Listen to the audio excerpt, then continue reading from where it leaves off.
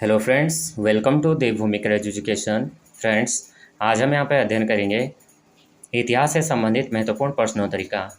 और आज यहाँ पे जो क्वेश्चन रहेंगे ये हैं आपके लूसेंट की बुक जो है एमसीक्यू प्रश्नोत्तरी आती है उसके क्वेश्चन मैंने लिए हैं।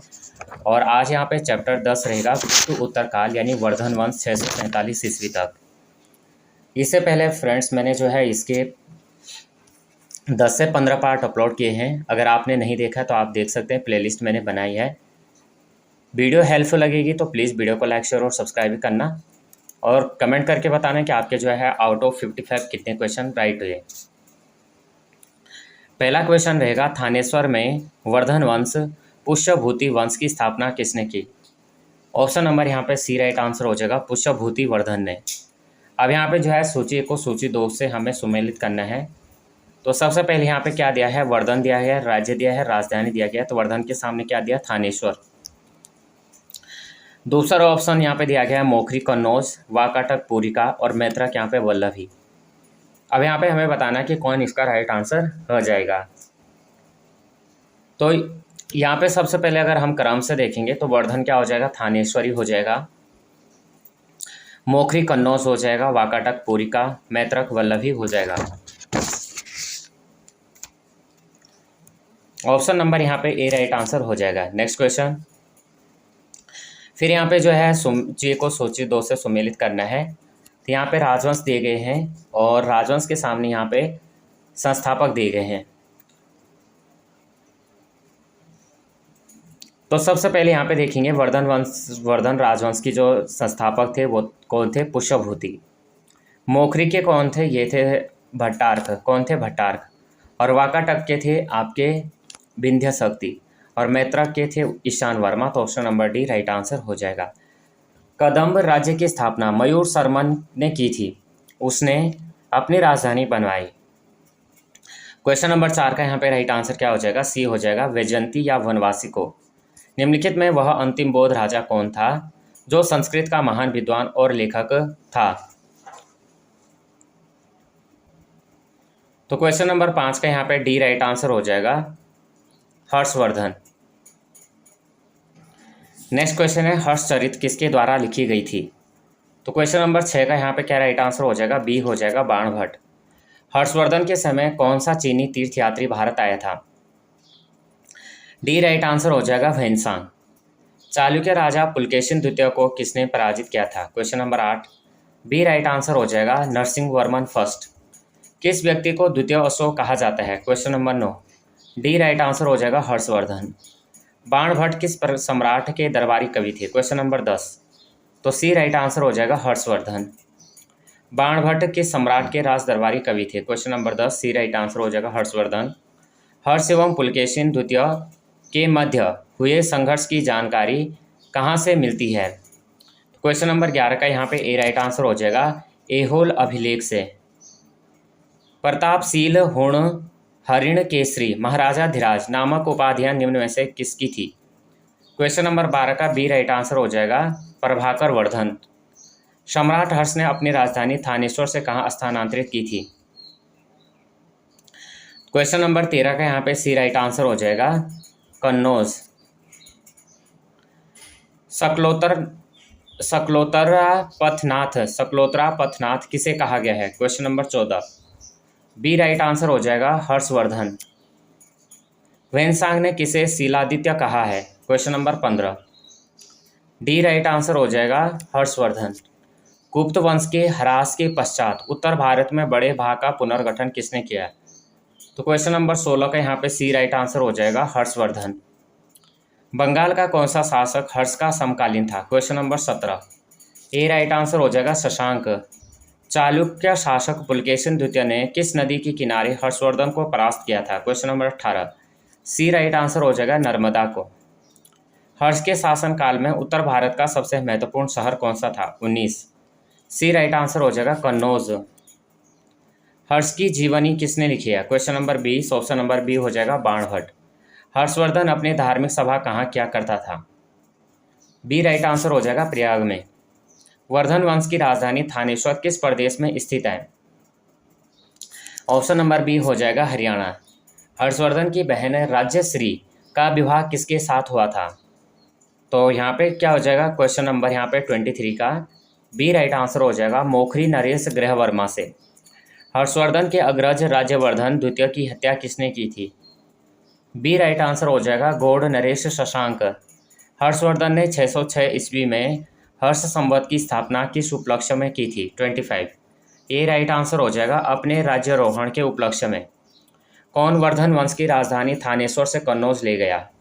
26 का ए राइट आंसर हो जाएगा हर्षवर्धन।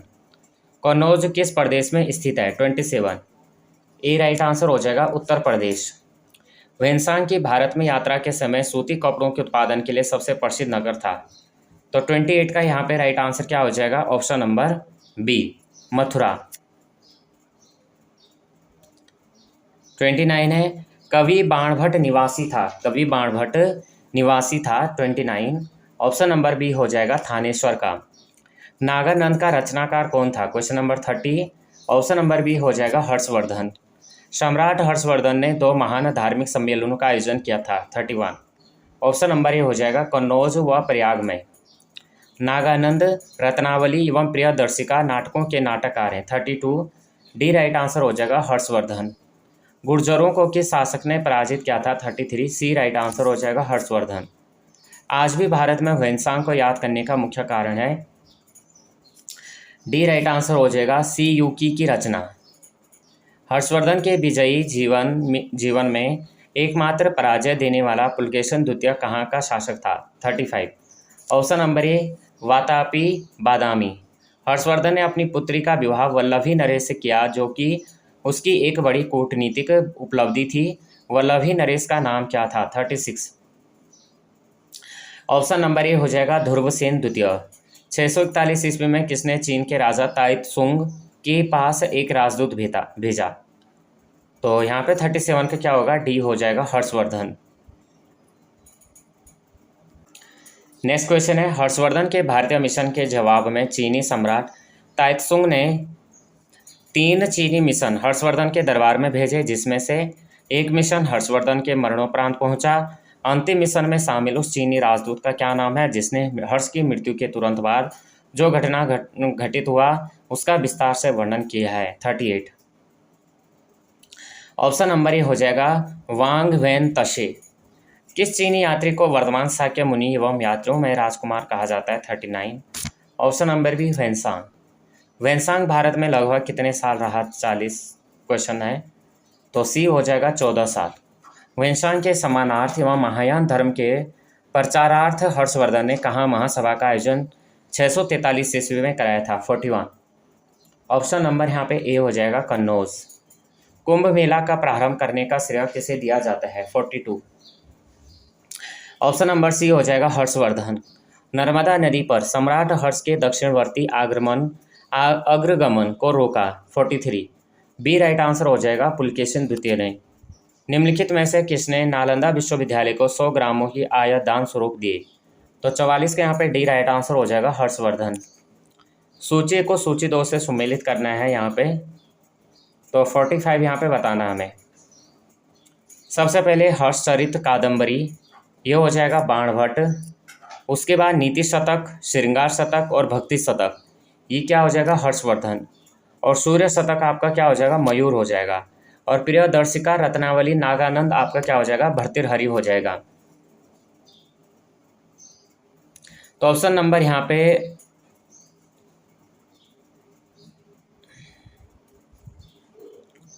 एक मिनट सॉरी यहाँ पे दोबारा इस क्वेश्चन को देख लेते हैं। हर्षचरित कादम्बरी तो ये क्या हो जाएगा? बाणभट्ट हो जाएगा। और नीति शतक, श्रृंगार शतक, भक्ति शतक ये किसका हो जाएगा? भर्तृहरि का हो जाएगा।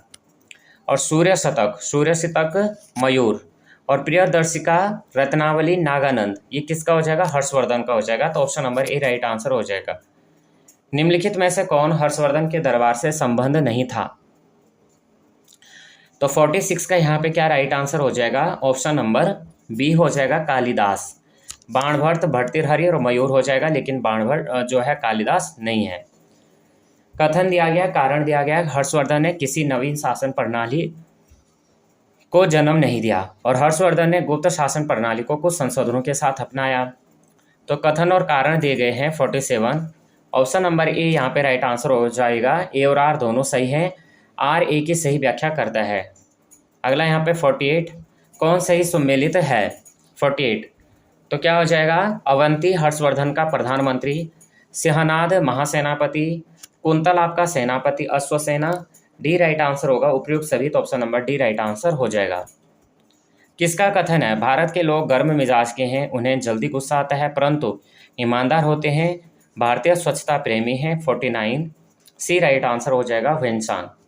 घटी यंत्र तुला यंत्र का प्रयोग होता था। 50 तो 50 का बी हो जाएगा, खेत की सिंचाई के लिए।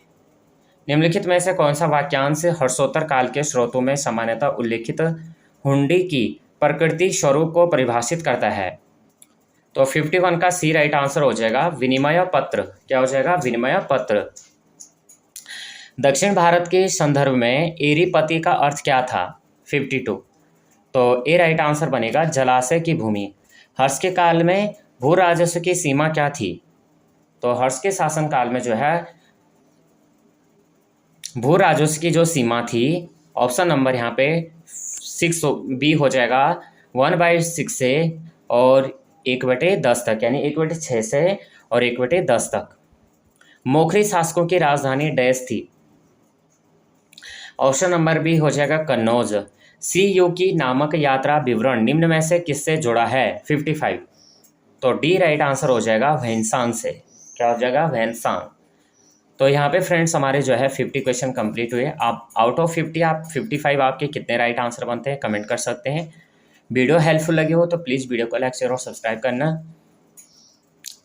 राइट